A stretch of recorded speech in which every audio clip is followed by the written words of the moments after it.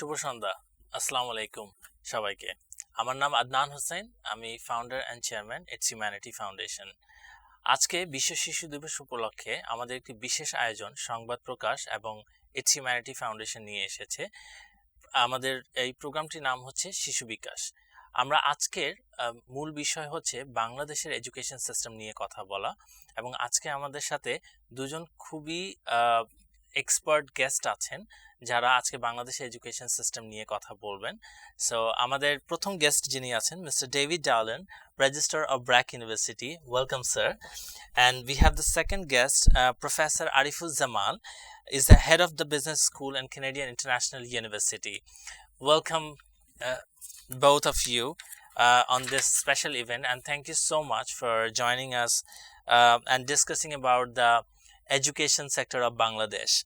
So I would like to request Mr. David Darlin to introduce yourself for a minute so that for the audience. I've been in Bangladesh now for getting on for 3.5 years. I went first to Chittagong and spent some 2 years there working at the Asian University for Women as registrar.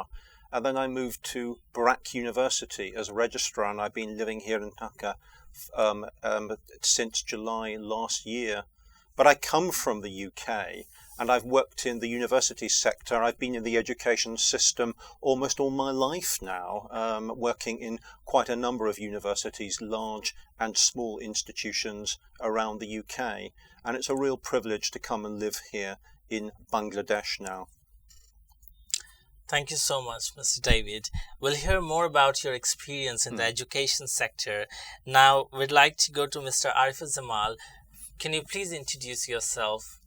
Yeah, thanks a lot for having me here, and it's nice to share the stage with an eminent scholar like David Dowler. I have been in the teaching for the last 18 years in the university level, and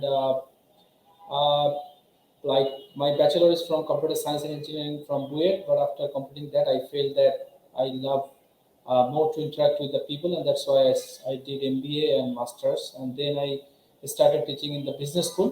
And as I was always loving to explore myself with new challenges, new opportunities, so I had the opportunity to work for all the top 5 private university, namely North South, IUB, AIUB, East West, and the last one was Brak University. I was the MBA coordinator of Brak Business School, and then when Canadian University of Bangladesh they started their journey in 2016, I thought that can I be part of starting something new and where we can actually incorporate the advanced education like the education system followed by the North American curriculum. So where the students will be having all sort of the skills and the attitudes so that they can make themselves globally employable. And with this hope, I joined there.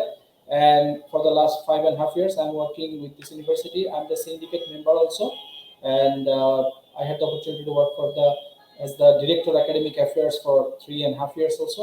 And I'm very happy to share the experience that our graduates are doing really fantastic, and we are going to incorporate the the unique education system following from the advanced economies. And for the last 10 years, I am writing articles and I'm taking part in different type of program where I focus on the education reformation for Bangladesh.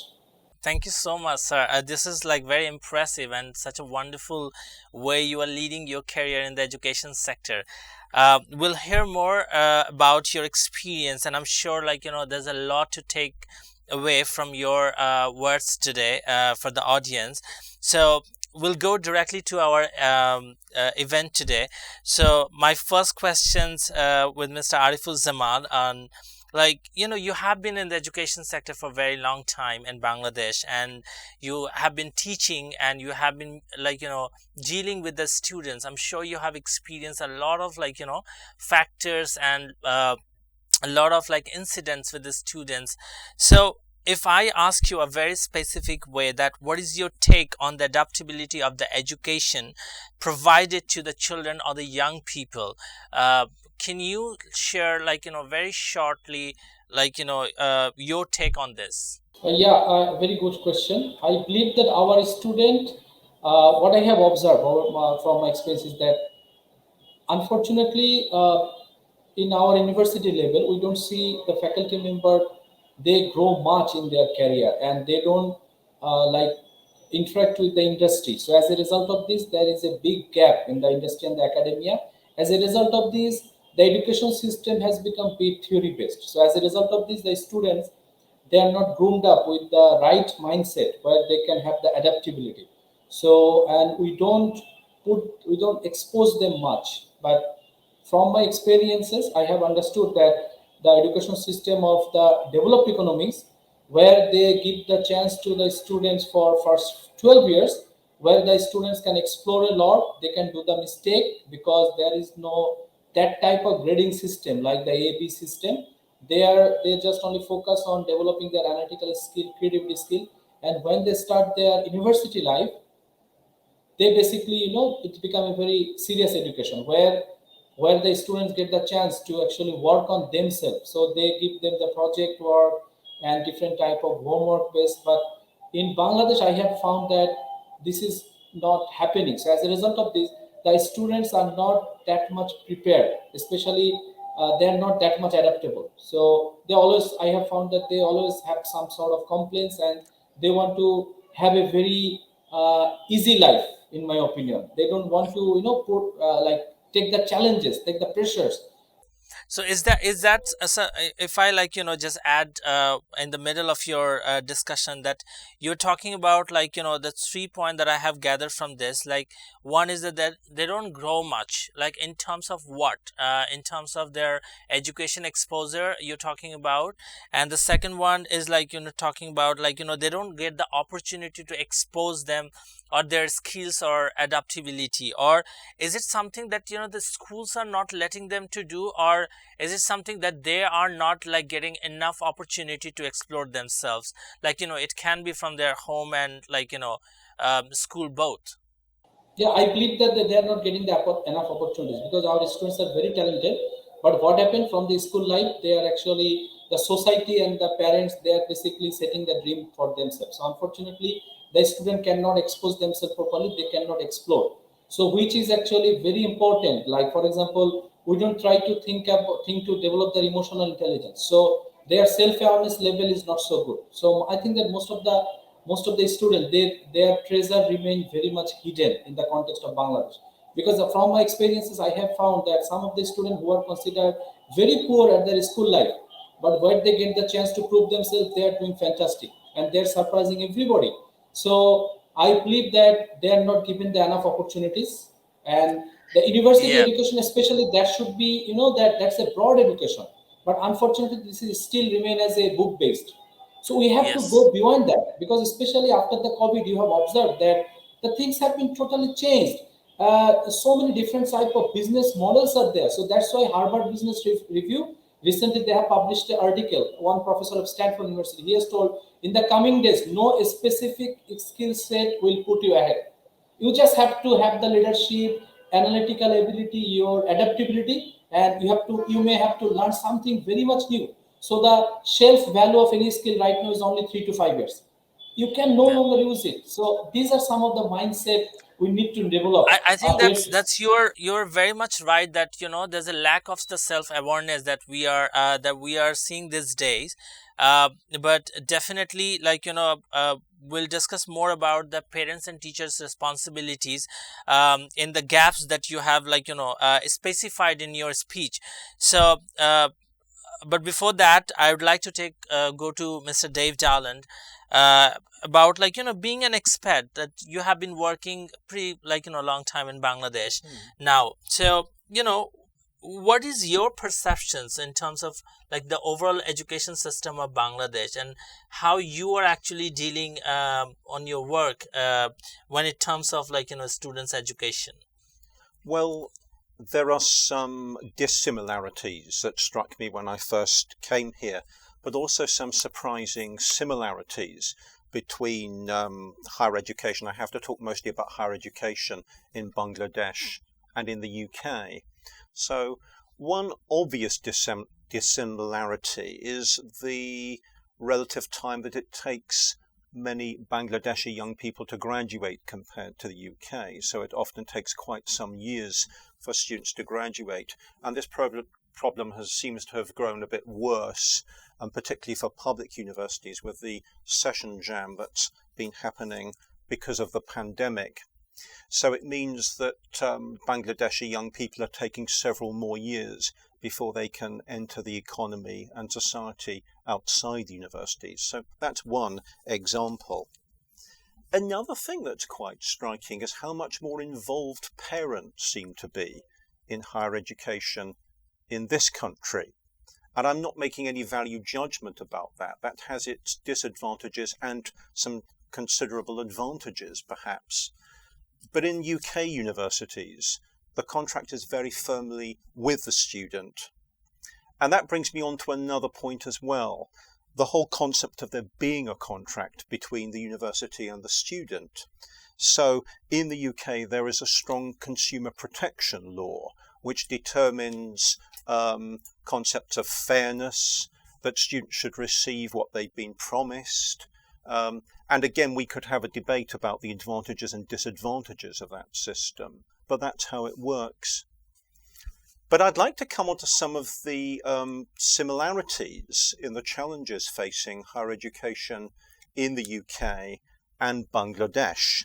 So just listening to what our colleague has just been saying, one of the cries I heard again and again in the UK from university teachers was that students would just say, just tell me what I need to pass the exam. I just want to pass the test. But the teachers would say, no, we want you to learn deeply and broadly, not just to pass the test. So it seems to me this is a cry we hear all over the world, and Bangladesh feels very much like home because there's a similar challenge in the UK. And then when we think about what's often referred to as the fourth industrial revolution, huge social and technological changes that are taking place and facing all of us. Those challenges face the UK, they face Europe, United States, every part of the world. So there's a common challenge. How can we help young people to cope with the challenges of such amazing social change? How can we help them develop the critical thinking skills, the resourcefulness, and the other qualities that they need? And some students respond much more readily to that than to others, but it is a common challenge. But do you think, that has been, changing day by day, like the perceptions about what you are sharing, that the common scenario in UK and Bangladesh. So is there any changes that has been visible? Because you're talking about the fourth industrial revolutions, you're talking about the overseas education, even the students are going abroad for their higher education. I'm sure there must be there are some positive changes, any positive changes that you notice would like to share with us. The British higher education system has had much longer than the Bangladeshi higher education system to establish itself. As I've said, I think there are many common challenges between the two systems, but one of the positive changes that I think I've seen in my career in the UK is the development of professional good practice in higher education. So now the expectation is that no one should teach in a university classroom unless they've had professional development in teaching and learning. And that strikes me as crucial. And that is something that we could learn from in the national context here. So there's an example. I think there are some good examples as well in the UK of industry coming into the classroom, of students going out to get industrial experience that helps them already to prepare for careers there as well.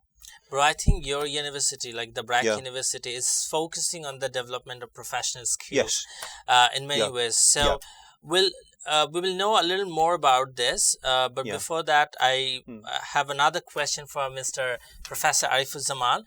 So, we're talking about the, the teachers and the students. What is the role of the teachers or the parents? So my question is, like, where do you think that the teachers should invest the most, and how can training and skill development be helpful for the teachers?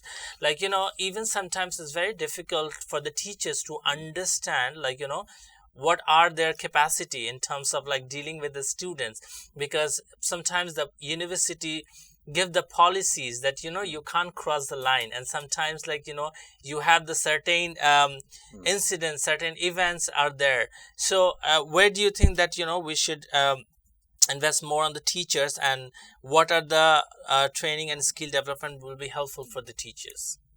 Thanks a lot. Here I will start with a nice quote given by Dr. Anu Nishat sir. When I was at Brack University, he was our vice chancellor sir. So he was giving a training for all the faculty members, and this is one of the fantastic best trainings I have ever had in my life. So Anu Nishat sir. So one of the things that he told in this training is that as a teacher you have to be friendly with the students, but you cannot be friend.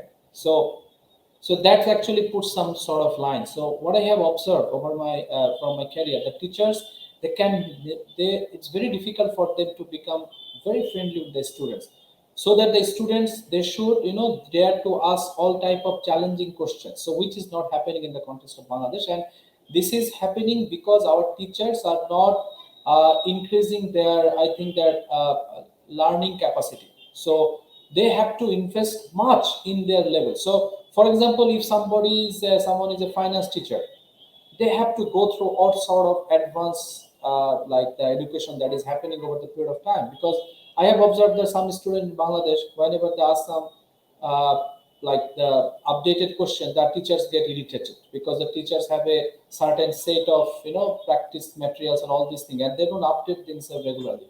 So teachers have to be updated, and the teachers have to always feel that their students will do much better than them in their career, because they are more privileged, they have more access to the information. But I have observed that the teachers basically they behave with their students such a manner that they cannot learn more from the teachers. But in today's Yeah, world, I think that's the point, sir. I was talking in the with the first question, that giving them the opportunity to expose their skills.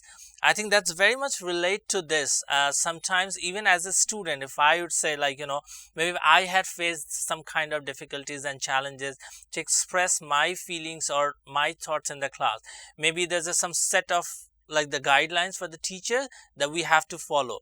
There are in many cases, even in the master's level, I think the teachers behave like this, that there's a set of the thing that you have to follow, you can't go beyond that. So with that perspective, sir, we want to know more. I mean, please. so for example, I teach finance courses. So in my class, I have found that there are some trader who has been trading for more than a decade. So they know the trading much more than I. So I sometimes tell them that, okay, you please share your experiences. But this kind of generosity we rarely find in our faculty members. So as a result of this, student they dare to ask the right question. That day I was going through one of the article written by Adam Grant. I'm following him like anything these days. He's the professor of Pennsylvania University, and he's considered one of the best professors of all time. Some like best professor Adam Grant. So he's telling that the students should be given the freedom to ask any type of question they can ask in the classroom. But the teachers, I have observed that they sometimes get scared. But I think that in today's world, the teachers no longer it's a one way of education. So teachers role now has become we call it that co-partner now. We say that the teaching that it is changing over the period of time. 50 years back, teaching was like teacher know everything, student don't know anything. Last 10 years, teacher's role has become like a facilitator. Now in the classroom, students can know more than the teacher. So teacher's role has become a partner. So teachers actually have more experience and he's senior. So that's why he will create such a platform where the student can contribute. And if you look at the case-based study system, where actually sometimes the students contribute more. And in my opinion, I have observed that sometimes the students come up with such insight that I even couldn't imagine. and then I can realize that they are much talented. They are and the teachers, I think the today's teacher, they have to study more, learn more, and the more they will study, they will feel that their knowledge is still not so much complete. So here again, I will give a quotation that I learned from Bragg University. Akbar Ali Khan sir, I invited him for my MBA program orientation, and there he was telling that Akbar Ali Khan sir was telling that when I was doing the bachelor, I thought that I know everything. When I started doing the masters, I found that I know something and so many things I don't know. When I started doing PhD, I have found that I know nothing at all. So you see that in today's world, teachers, they should not think that they're teaching. They should always think that they're learning. So teachers, one of the most important part they must have is that they should be open to learning until their career ends. So when a teacher feels that they have no way to learn more, their career ends there. I guess I mean that reminds me a quote that it's quite funny to say, like, I don't know what I don't know. So sometimes it happened with the students and teachers also. It's very hard to. So if I ask you a very related to this personal question, that being a father, that have you ever felt that your kids is going through from this kind of challenges, or have you been ever witnessed any kind of challenges that he faced in the classroom? Oh, actually, yeah. I guess sometimes he used to give this sort of example that where he found that the teacher was wrong. Then I told that. Then I have counseled him that okay, my son, that maybe like your teacher somehow didn't know this, but it doesn't matter. Your teacher doesn't mean that he or she has to know everything, because that today we have ocean of knowledge, so we know only Yeah, slice of exactly. that. And I'm sure and this and must be let, very hard. This yeah, must be very hard for you to make him understand yeah, as a definitely. teacher that teacher is not wrong, but you are also right. So I think that's where you are playing a very vital role No, to plus, and let me give change the one simple mindset. example, Adnan. Once I was teaching him, and I was saying that actually my wife actually teaches him all that. So one day I got the opportunity, so I told him that, Adyan, is it tough? He told that, Baba, please you sit for the exam and you can realize how tough it is. So Well, that's wonderful. We'll hear more stories and personal experiences from you. We'll go to Dave now. We were talking about the scenario of the Bangladesh and UK education, and we are trying to address the education scenario of Bangladesh currently. So my questions to you: what do you think that are the gaps in our education system, like being here in Bangladesh, and what action would you advise to fill up that gaps that you personally think? And how do you see the vocational education as a solution, since you are at BRAC and we mostly focuses on the vocational skills from the university in terms of the professional and personal both. So my three questions to you, please. Right. Well, we're going to have a whole program just on that. Well, we have the time limitations, but we'd okay. like to know that specific from you. There are some notable achievements in Bangladeshi education. I'm thinking particularly of higher education as well. But there are certainly gaps. And I think there has to be a sense of urgency about filling those gaps. I would say Bangladesh has a period of 5 to 10 years during which it really needs to turn the tide. And there are several things for it to do. I'm not sure whether there's a recipe to create a really good educational system, but there are certain well-recognized elements to put in place. One of them is about, the whole theme is about raising standards and quality, but one of them is about establishing a good relationship between schools, colleges and universities. So it's often commented that even students who get high HSC results then have difficulty assimilating a good university curriculum. Why is that happening? So we need to bring all of that together. One of the great resources of the BRAC movement is that it establishes really good links between schools and colleges and university already. So that's a wonderful opportunity for us. We need to promote the professional development of teachers. We've talked about that already. I would say again that no one should be teaching in a university unless they have had professional development. And we need to see collaboration between universities and educationists right across the country to develop professional development programs. And not only for teachers, but for administrators and all those who support higher education as well. We need to make sure that appointments are on merit. Anywhere in the world, it's a basic truth that politicisation does not work in education. It simply doesn't. So appointments on merit, really vital. Okay. Another thing, though, I think as well is to look at international good practice. But to realise that learning from international good practice can also mean learning from some of the mistakes and pitfalls that other countries have made in their own journey to improve education. So, in terms of international practice, do you refer to the particular academic process of the students, or the university operation, the process? So where do you think that, what are you referring actually international practice into? So a lot of this has to do with what we've learned over the years about the psychology of learning. So many years ago, think about my own subject, history.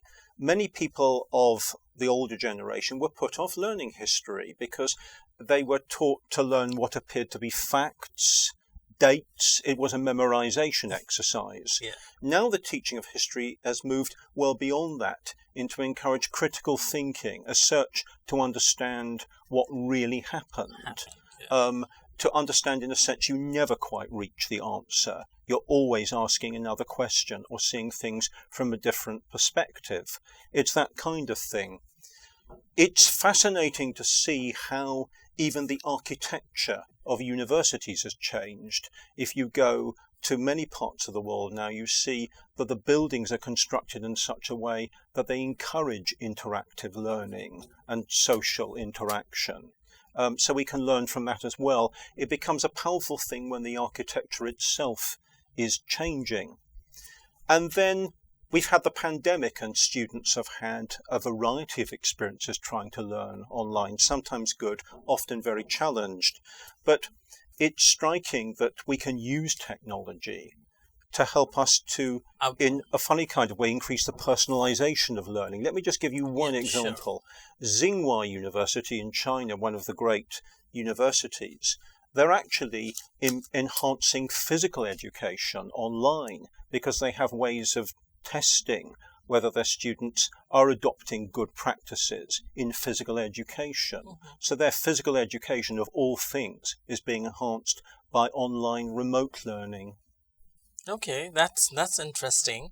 I mean, that's I was talking about, you were talking about the technology. Yes. That we have in the era of the technology, and the universities are focusing on the more in technology education, and building more technical or the tech-based education. Do you think it's very important to start it from very early level of the students, or there's a particular age should be there to go on the technological education? Well, it seems these days that children are born with an instinct for technology, but and so naturally they are going to grow up from the earliest age with that. But in education, always there has to be a kind of balance, really. And I think Safazli Arbed, the founder of the Brat movement, understood that very much. There are so many things you're trying to draw out in education, but the technology has to be in service of making people more fully human, really. That's what we're trying to do. Great. Well, so my last questions to Mr. Ariful Jamal, that, what are the roles, of a school to ensure the quality education in your perspective? I'm talking about in general, not for the university, but being as a teacher, where do you think that the school or the colleges should address the problem to ensure the quality education? Oh, yeah. Thank you. I think it's a very nice question. And I am working on this for a couple of years. So what I have observed that in our school we basically teach the student Bangla, English, geography, this kind of thing. But these are not the outcome actually. These are actually some subject, but the outcome should be developing their creativity, their leadership skill, their analytical skill. So I believe that the school education system should be such that where the students will have the enough chance to develop their self-awareness, they will develop the self-management, and they will have the empathy also. That is very, very important, and they should know that how to make the relationship great. So what I'm talking actually, it is actually covered in the emotional intelligence. So I believe that education system should be developed so that the student can get the chance to explore themselves and they can do the mistakes. Because what happened in our education system, if the student writes something imaginary, he is penalized for that, she is penalized, so she will never ever try to do something new. But I think that we cannot be harsh enough there. We have to be really empathetic, and we have to let them try more, fail more, and explore more, so that they can be full of life, they can enjoy their life, but their actual hard life will start from the university days. So Well, this is my. that's a beautiful word that you have shared, the full of life. That's what I've been following your work for for a long time, and this is very inspiring that you are actually experiencing people the what is life, and how to make it like more impactful and beautiful. So if I ask you in a very last question related to your question, that what are the contribution in SDGs we are doing as education sector? Uh, I think that Bangladesh, I am very happy for the development that is happening for the last couple of years. Now we can understand that up to the class 3, now the grading, the government is taking the initiative, which is basically actually taking us to achieve the SDGs, and Bangladesh is well in line, and I'm really feeling good because now I had the opportunity to work with our education ministry recently, and I have found that they are very farsighted, and they are educated from a very great institution.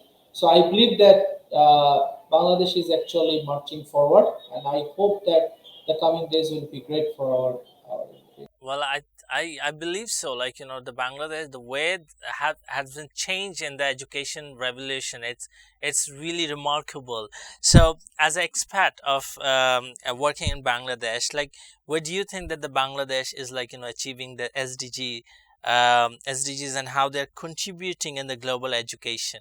Because there's a, I mean, even if I'm talking about the just UK perspective, there's a lot of students now going for higher studies. It's become like a globalization, a global thing for everyone. So, and Bangladesh is contributing so well. So, in your perspective, where do you see and how do you see that the Bangladesh is contributing in the SDGs and the global education system?